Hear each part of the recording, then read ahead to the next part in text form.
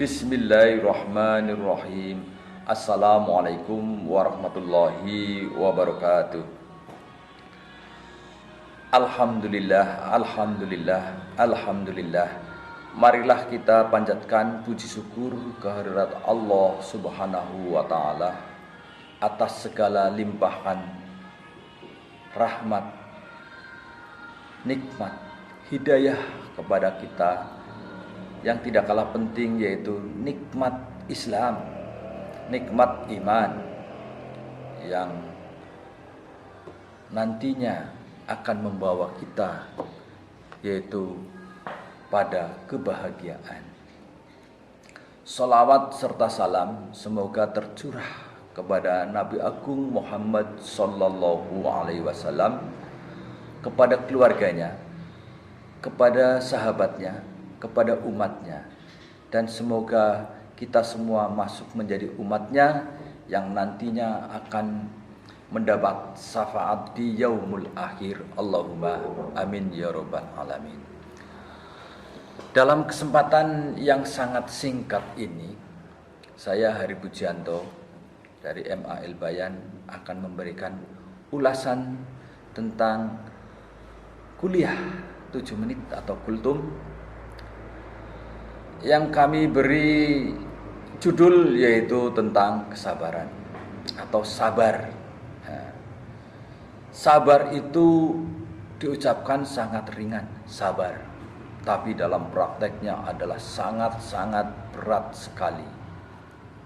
Alhamdulillah kita sudah memasuki di penghujung Ramadan, yaitu di 10 hari akhir, dan semoga kita mendapat ampunan, mendapat ridho, mendapat pahala dari Allah Subhanahu wa ta'ala dari apa yang kita belajar tentang kesabaran dari awal Ramadan, 10 hari awal, 10 hari pertengahan, dan 10 hari akhir Ramadan.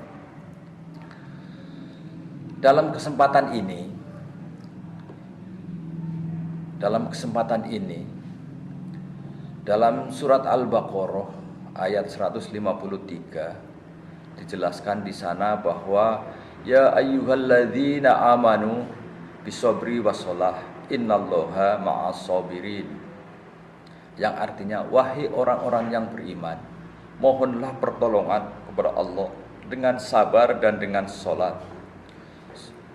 Sungguh Allah beserta orang-orang yang sabar.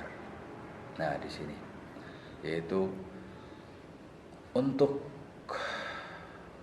melatih kesabaran kita, yaitu kita sudah belajar dari awal Ramadan, alhamdulillah, sampai pertengahan, dan sekarang sudah sampai akhir Ramadan. Dalam surat Al-Imran, Allah Subhanahu wa ta'ala yaitu mencintai orang-orang yang sabar. Ada beberapa jenis sabar, ada beberapa jenis kesabaran. Yang pertama adalah sabar menahan amarah. Sabar menahan amarah. Amarah apa sih? Amarah itu sesuatu yang menerpa kita, yang kita hadapi tidak sesuai dengan apa yang kita inginkan, apa yang kita harapkan, yaitu gejolak dalam batin kita, hati kita. Dalam sejarah Islam kita sudah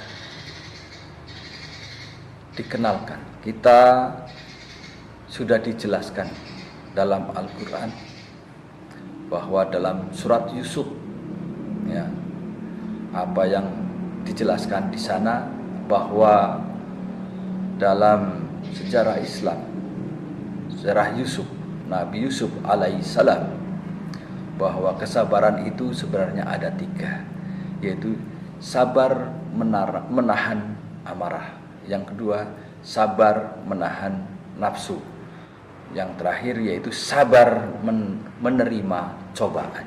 Yang terakhir yaitu sabar menerima cobaan. Dalam sabar menerima amarah, sudah dijelaskan dalam surat Yusuf 189, yaitu dijelaskan di sini yang artinya, dan mereka datang membawa baju gamisnya yang berlumuran darah,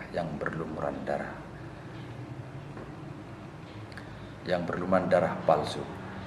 Dia Yakub berkata, sebenarnya hanya dirimu sendirilah yang memandang baik urusan yang buruk itu, maka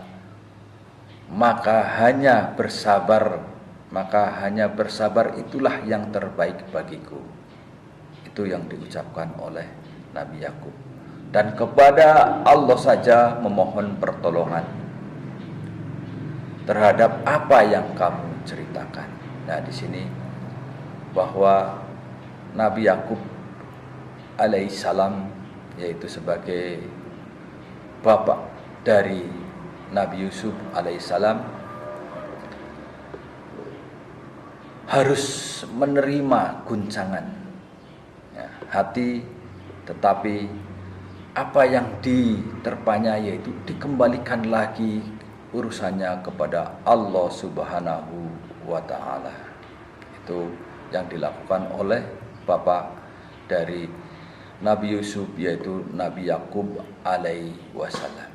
Di dalam surat yang lain dijelaskan bahwa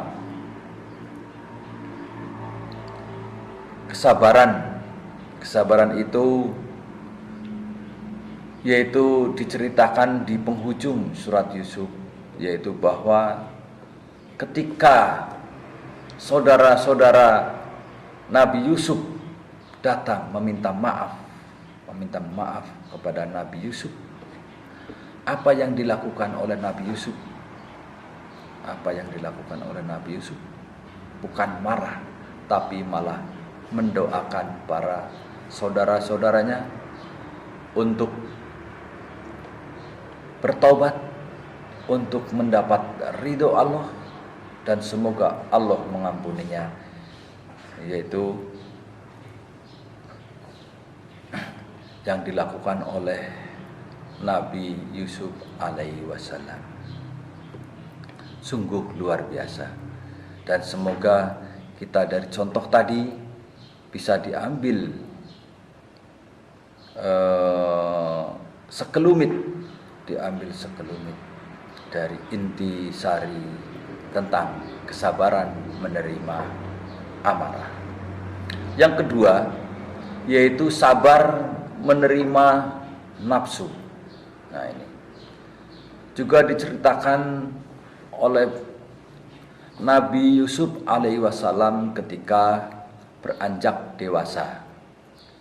Nabi Yusuf menerima cobaan berupa nafsu yang diiming-imingi atau yang diiming-imingi atau yang diberi oleh wanita cantik. Tetapi Nabi Yusuf justru mengelak, tidak mau. Jadi Yusuf berlindung kepada Allah. Bagaimana caranya? Yaitu Yusuf berlindung kepada Allah. Diceritakan di sana bahwa dalam surat Yusuf ayat 23 yang artinya, dan perempuan yang dia Yusuf tinggal di rumahnya menggoda dirinya, dan dia menutup pintu-pintu lalu berkata, marilah mendekat kepadaku. Yusuf berkata, aku berlindung kepada Allah. Sungguh Tuanku telah memperlakukan aku dengan baik. Sesungguhnya orang-orang zalim itu sesungguhnya orang-orang zalim itu tidak akan beruntung. Nah, ini yang dilakukan oleh Nabi Yusuf ketika Nabi Yusuf digoda oleh wanita dan Nabi Yusuf tidak menanggapinya. Nah, ini sabar menahan nafsu. Nah, ini kalau dikaitkan dengan zaman modern ini, wah sungguh berat, ya. Jadi ya, apa yang dilakukan kita selama bulan Ramadan dengan nafsu kita, ya, tidak hanya dengan nafsu dunia, tidak dengan nafsu syahwat kita, dan dengan nafsu-nafsu yang lain, semoga kita bisa menahan diri, ya, tidak hanya di bulan Ramadan tetapi sampai di bulan-bulan berikutnya atau sampai di penghujung umur kita. Allahumma amin ya rabbal alamin. Terus yang ketiga, yang atau yang terakhir, ya, sahabat YouTuber yang kami sayangi dan kami cintai, yaitu sabar menghadapi cobaan. Sabar menghadapi cobaan, yaitu ketika raja ya, bermimpi, yang kemudian diterjemahkan, ya, yang kemudian diterjemahkan oleh Nabi Yusuf alaihi wasallam, ya. Di antaranya yaitu bahwa mimpi yang dilakukan oleh raja, yaitu